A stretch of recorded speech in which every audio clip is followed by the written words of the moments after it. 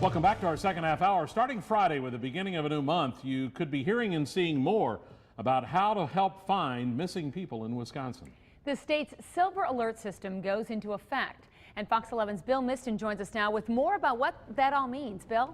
Michelle, it's similar to the nationwide Amber Alert system that sends out information about possibly endangered or abducted children.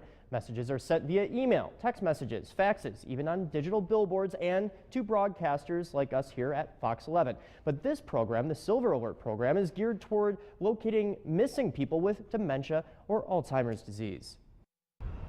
Wisconsin's new Silver Alert law, passed with unanimous support in Madison and signed by the governor this past April, will soon go live. When we created the Silver Alert system, we talked with many states that have very successful Silver Alert programs, and we learned, what we should do. Joe Lebowski is the program's coordinator with the Wisconsin Crime Alert Network. Lebowski says about 30 other states have similar systems in place, but criteria for issuing alerts varies. Do they have to be diagnosed with dementia or Alzheimer's for a Silver Alert to be issued? No, they do not. In Brown County alone, there are about 3,000 people living with dementia or Alzheimer's. In the state, about 110,000.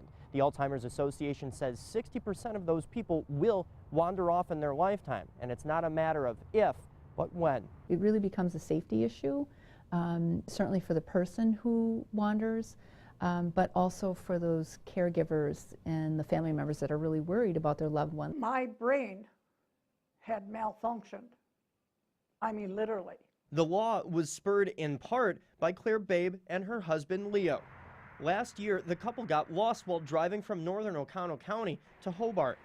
They were lost for 36 hours and found in West Bend. Leo died shortly after. The Alzheimer's Association says families shouldn't solely rely on the Silver Alert system, but be proactive.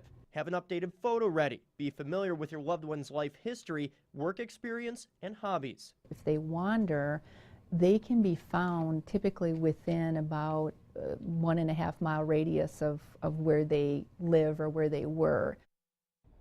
So how might you go about getting Silver Alerts? It takes only a couple minutes on the state's Crime Alert Network website. Now we have a link to that in our news link section at fox11online.com.